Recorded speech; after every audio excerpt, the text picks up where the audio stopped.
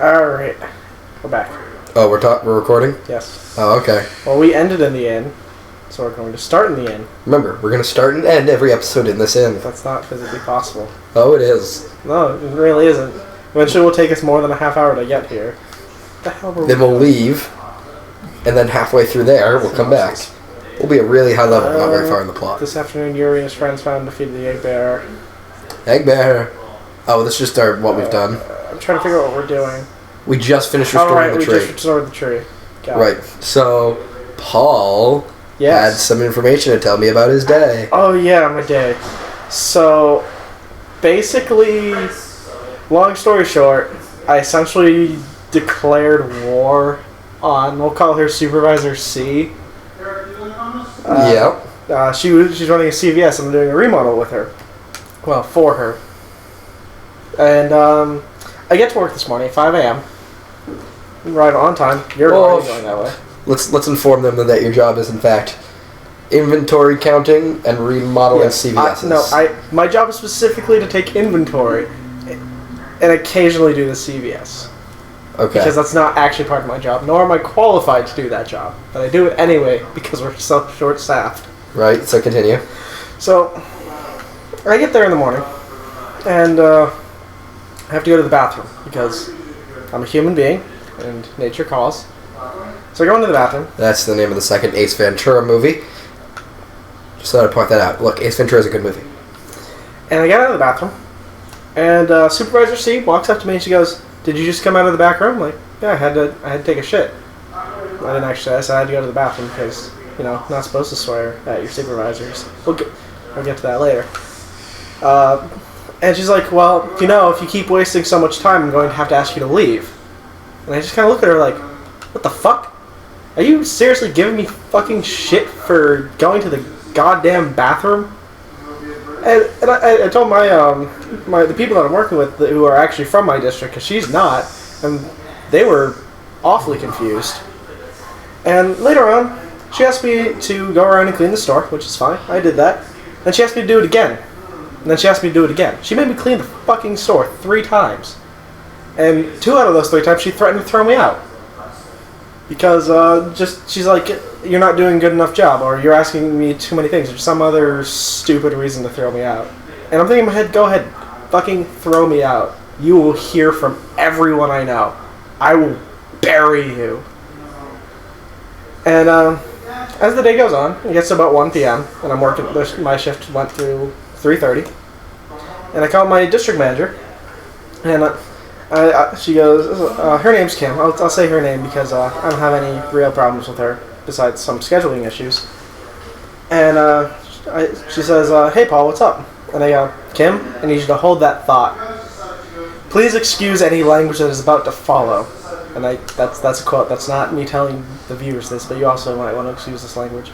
I tell her, I'm fucking sick of all this goddamn CVS bullshit.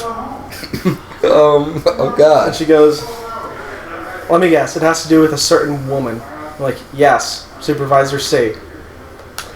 And later on, we get talking, and I basically yelled at her going, if she's running this store ever again, I am not returning. I've calmed down since, because reasons that are going to follow later. And I was not paying attention to that scene whatsoever. But anyway.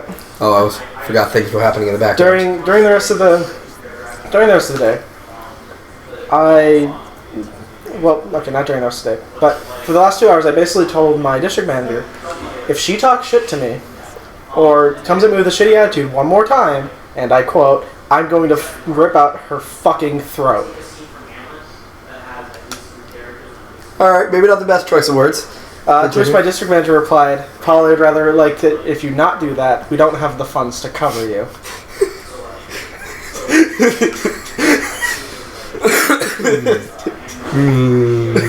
Brendan, you look speechless.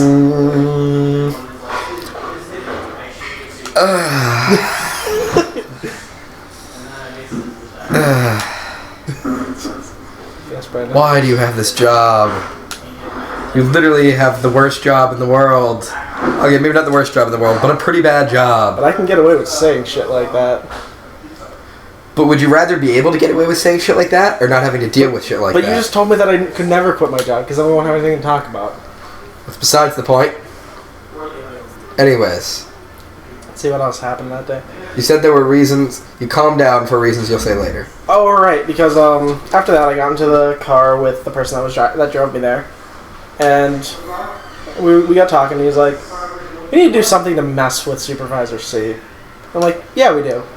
He's like, "Maybe I'll go home and cook some special brownies for her, filled with laxatives.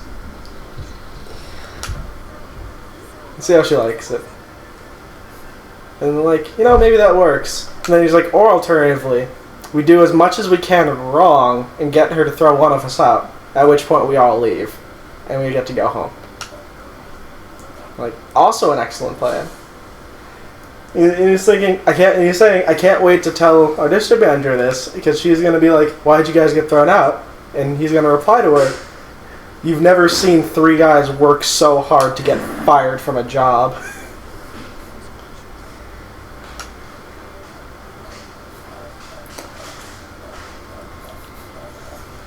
That's what I was doing before I came here. I'm preferable to the laxatives, because then when she comes out of the bathroom, every time you can say, you shouldn't be wasting time. You shouldn't be wasting time. And, that's what I did before I came here. I wrote a formal complaint to my district manager so that she can forward it. You did something formal? So that she can forward it to her contact for the CVS people. Well then. That's, And she told all of us to write one. Every single one of us. So it's not a he said, she said kind of deal. It's, no, this woman is actually objectively horrible. I think we're going to Ospio. I don't know. What happens after... I think I remember the first time we played through this part. We go to that one city... Ospio. Where we find the mage. Yes. Ospio. That's the name of the city. It's over here. Are you sure? Yes. Positive. I want to find another turtle. It's somewhere over here. I may have missed it. Turtle? You want to fuck up another turtle? Maybe. Where the fuck is it? Right over there. I think I see a cave. I ran around it. You went up the cliff when you weren't supposed to. I did. Yeah, I need to get off the cliff. Actually, I believe we specifically didn't go up the cliff last time because you said we need to go up that later in the game. And it would save time to not go up it now. That would make sense. Wait. You repeat.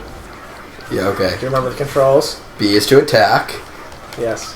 X is to do that. Where I do a flippy. Well, up an X. I'm gonna beat up some dudes.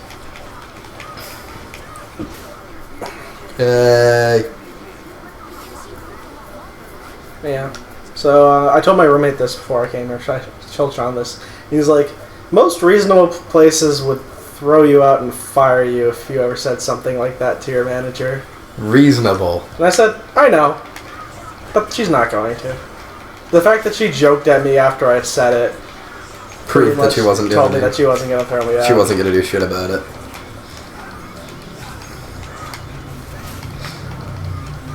I swear to God, if she talks shit to me one more time, I'm going to rip out her fucking throat. That was a quote. That's probably one of my favorite quotes that I've ever said to someone over the phone. Wait. Did you steal that quote from somewhere else? No. Huh. I made it up. Anyways. Yeah. Is that whole story? It's pretty much the long and short of my day. Mostly just Mostly just Supervisor C on my ass all day. Threatening to throw me out, and me getting more and more stressed out and more pissed off until I basically snapped and yelled at my district manager because that happened. I did apologize afterwards. I said, I'm sorry if I may have used some harsh language and raised my voice at you. So, that's all that counts. Can't hit the B. Well, stop being so short. Like, this is why I need to be Karol. Karol's also short. No, but his hammer overarches. He has an uppercut. He does. So, the other thing you wanted to talk to me about... Face anime fanfic? Yes. Alright. This will appeal to a significantly less wide audience. Turtle. Turtle. But I've been reading a lot of Fates of Night fanfic recently because I'm running out of Fates of Night content to watch, and I am quite frankly addicted at this point. And so I was reading some stuff from the author Moxo, fanfic Darkman. He wrote some pretty good stuff. He does write some weird stuff, but he just does one shots, like weird stuff. No turtle. Actually, probably my favorite one that I've read recently is called Rin's Sick Day. Where Rin gets sick with the common cold given to her by like a 4-year-old, because it's like a mega cold that overcame her natural magic mage sickness resistance. Wait, they have that? Yeah. All mages are basically resilient to all mundane illnesses. How? Which is why Rin flips her shit when she gets the cold, because she doesn't know how to deal with it. At one point she tries summoning the Horseman of Plague and offering him up souls to get rid of the common cold for her. Not everyone, just her. Then she thinks about maybe going time traveling to go back and tell her past self to not go to school that day, so she doesn't have to deal with it. Hello, Chef. Wonder Chef. So that was a fun one. There's another one with Wonder Chef time. but he doesn't really talk all that much. He doesn't talk at all, actually. No, but many people do not know the story of Wonder Chef. This is true. The Dark Wonder Chef Alliance. We are the Wonder Chef family. We go around collecting all of the best recipes and then hiding them from the Dark Wonder Chef Alliance. Would you like to join us in our battle? He disguises himself as random objects. There's more plot to the Wonder Chefs in Symphonia if you do some of the extra stuff. They don't really show up all that much besides just as a game mechanic to give you food recipes. And the Dark Wonder Chef Alliance. The Dark Wonder Chef Alliance doesn't show up in this game. I really wish it did. Yeah. That's probably the best plotline ever.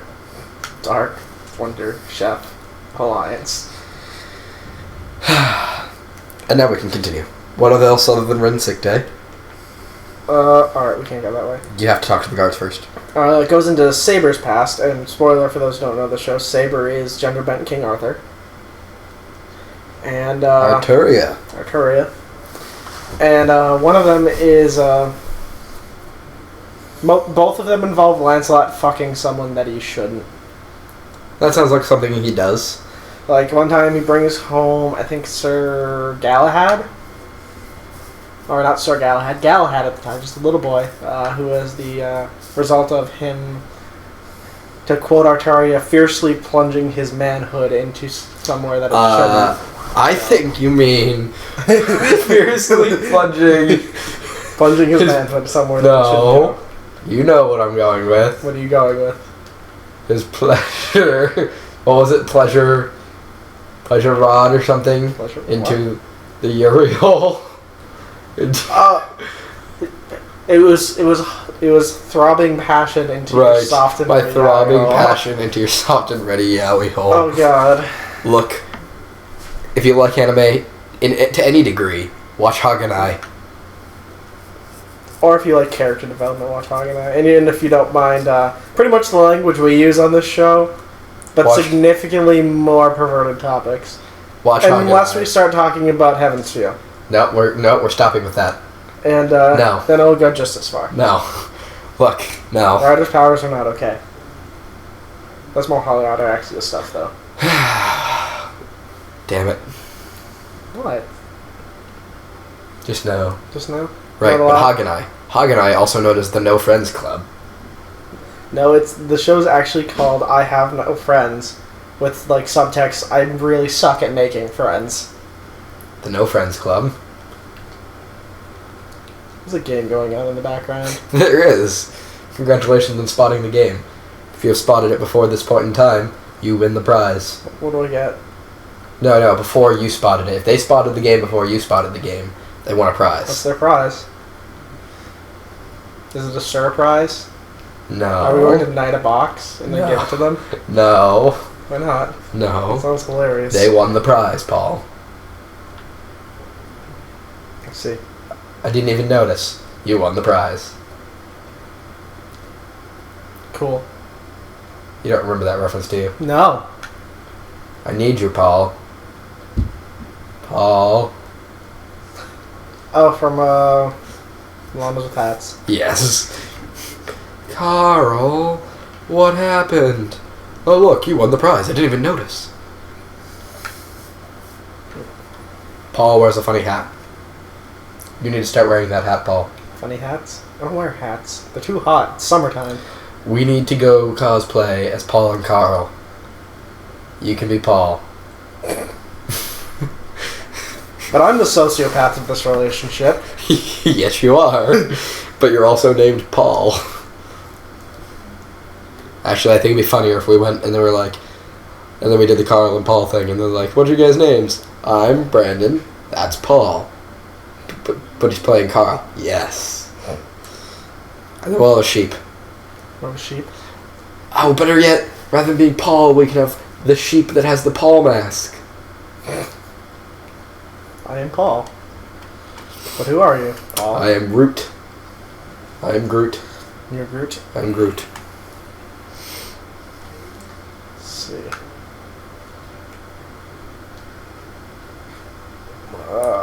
See, and Karol can open doors. He can.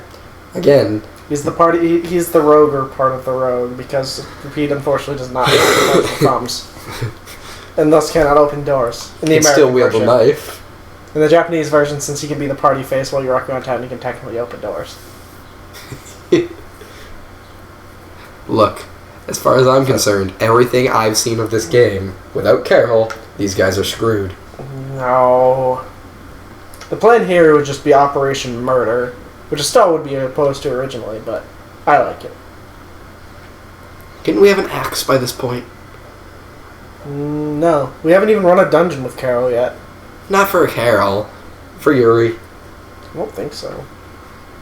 Remember, he just has an axe with a strap connected and he carries it around. Oh, the Ogre Axe? I think we might be. We have been able to buy it, but we didn't. Oh look, the Mages Association. Oh god. No, we're not going to start with that. Things are way too happy in this universe to be related to Fates Tonight.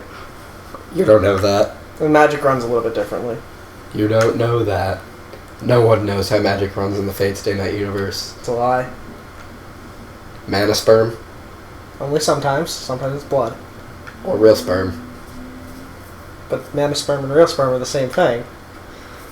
She did not transfer mana sperm to him by touching him. With her finger. Because they had to censor it for television. I know. According to Sean, who reads a lot more, they bone like rabbits. That's a quote. Bone like rabbits. Oh no, God. So let's catch up on what's happening in the game. Are you gonna get comfortable with this conversation? No, I just feel like it's gonna go towards Heaven's Feel, and that makes me uncomfortable. Nothing's wrong with Heaven's Feel. Ripe worms, Paul. That happens regardless. It's just not on screen. Yeah, and I'm more comfortable if they're not showing it.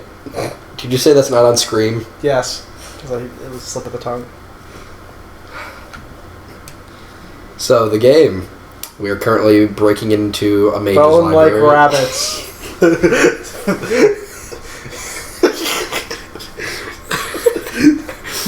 No. Rabbits. No. Bad Paul. Speaking of boning like rabbits, there's No. another fanfic that I was reading. Okay, continue. It also has to do with Lancelot. So, for those of you who don't know the King Arthur myth, Lancelot ends up boning King Arthur's wife. For those of you who think you know Lancelot, he's actually the bad guy. No, Lancelot is a perfectly reasonable human being. He's the traitor. Only kind of. He's the traitor. He loves his king a lot. He's the traitor. He loves his king a lot. He is the traitor.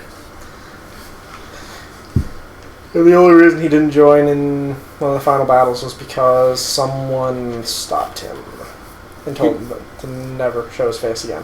He's still the traitor. And then, let's see. So anyway, so Arthur comes back from Arturia, rather, comes back with his Fire Knights, and they have a feast. And instead of going to the feast, Arturia decides, I'm really worn out. I've been fighting for the past, month. I'm going to go see my wife, who is my best friend, and then I'm going to pass out because I'm exhausted. So she goes back to her room. She knocks on the door, says, Guinevere, I'm home. Opens it, hearing hurried motions from the other side, to find Guinevere and Lancelot completely naked, twisted in covers, toppled over each other. Probably having sex.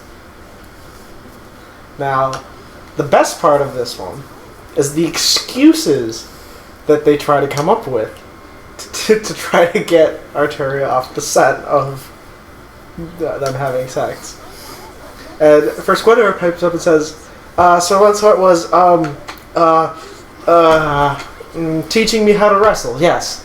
He's an excellent wrestler, and I thought that I would need to learn how to defend myself as a royalty.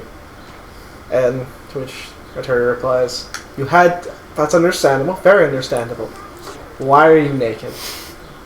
Well, you see, during our wrestling, my skirt got caught on his armor, so we had to obviously get rid of the offending armor and skirt.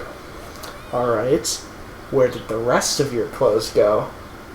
And then no response. And then Lancelot goes, well, maybe we tripped. Yes, that's it, we tripped. Okay. Lancelot, yes. Why was your manhood planted firmly inside of my wife? There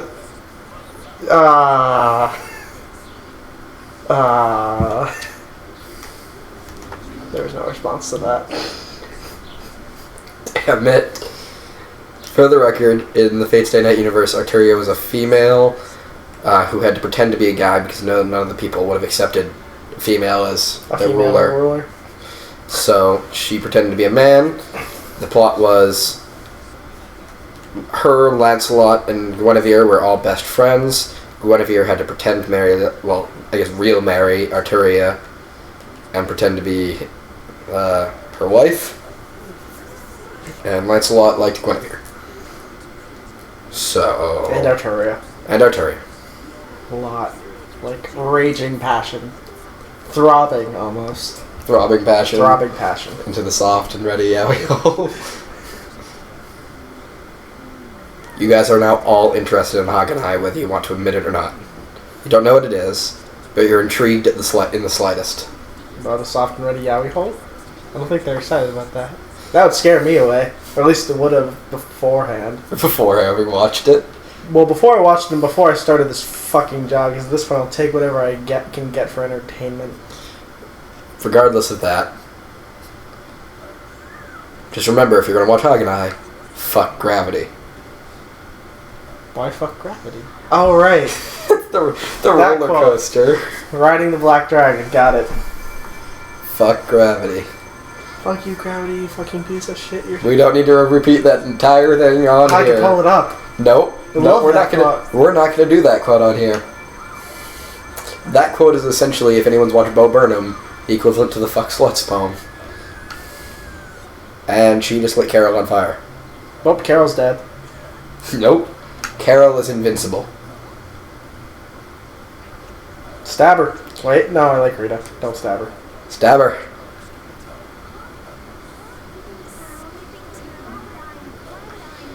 So, anyways, what's happening in the game now, finally?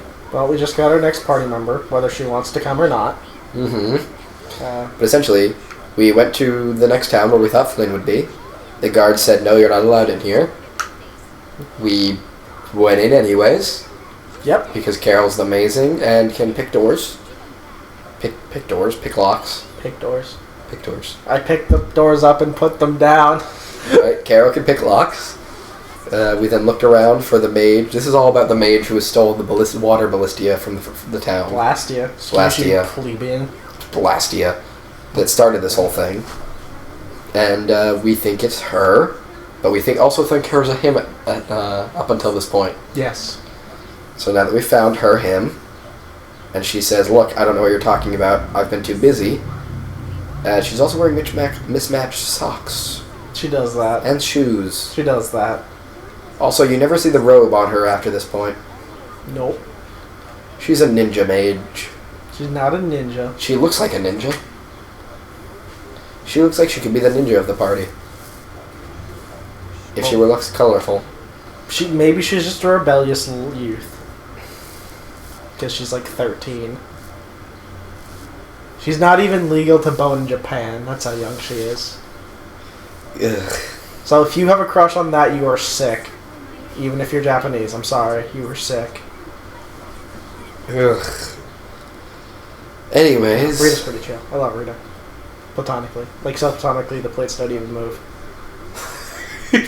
Did you just make a geology joke? I can't take credit for that one. That one was Joanna's. Oh. When did she say that? It's when she refers to Nathan. Oh. I've never heard her say that. I'll have to ask you about that one. Because that's a good joke. The platonic plates. Yeah. That's a good joke. Ugh. Anyways, so this is our mage for the evening. So far we have our mage for the evening, our berserker for the evening, our healer for the evening, and our Batman for the evening. +1 Batman. +1 Batman. I would love a +1 Batman. Can I buy it at a store? Batman No. +1. I did see a picture today, though, that said everything's better with Batman. And it replaced Rafiki in The Lion King with Batman when he's holding up Simba. It's pretty good. Mm-hmm. You guys can all go Google that picture instead of me looking it up and putting it up here. Because I'm lazy. However, as you'll notice, if we see Rita again, clearly looks more like a ninja. She's definitely a mage. Like, she's not wearing roses. She has, like, the study gear and the archaeology supplies and stuff like that. Nonsense. A mage sits and reads books. Yes. She also goes exploring. She likes to explore. That's not a mage. She's also an unsupervised 13-year-old. Who no one wants to supervise because she'll kill them because she's more powerful than they are. Yes. Something about a battle book? What did we do? We just got the battle book. Oh. Interesting. Yeah. Cal and Rita have a childish rivalry? Childish. You've had a rough day, let me speak for you. Childish rivalry that may lead into a budding romance in the future. No. I don't want to think about that. They're too young. You're okay with thinking about Heaven's Feel, but not this. Okay, in Heaven's Field, they're all like 17 and older. In the future, you can still think, oh, that's cute when two kids are play fighting, and you know that they're maybe going to end up together in the future. Like, But do you want to think main about character, Karos? like in Hagenai, main character Kun and, Yes. Maria? No, the childhood friend, not Maria. Yozora. Yes, Yozora. Spoiler. Why would you think Maria? Said young girl. We're talking about young women. No, oh God, no. Maria's like 10, and a nun. I think she's 11. And a nun. That doesn't matter in Japan. Oh God. Why would you do that? Why? Anyways, what were you saying? I don't want to think about Karol inserting his throbbing passion into Rita's soft and ready yaoi hole. That's not a yaoi hole on Rita. There's no such thing as a yaoi hole. Shh. But Rita... Shh, don't let them know. The readers don't know yet that there's no such thing. The readers? They may read Hagenai instead of watch it. Yeah, we could. Therefore, my point is not completely invalid. I'd personally suggest the show. Right, well, this has been an exciting episode. I think we've all learned a lot. Probably. Yep. More so our viewers for actually probably reading the text. But, needless to say, What's reading? I don't know. But it has been about 30 minutes. So, good time to end. Yep. Go back to the end. You want me to go back to the end? No, don't go back to the end.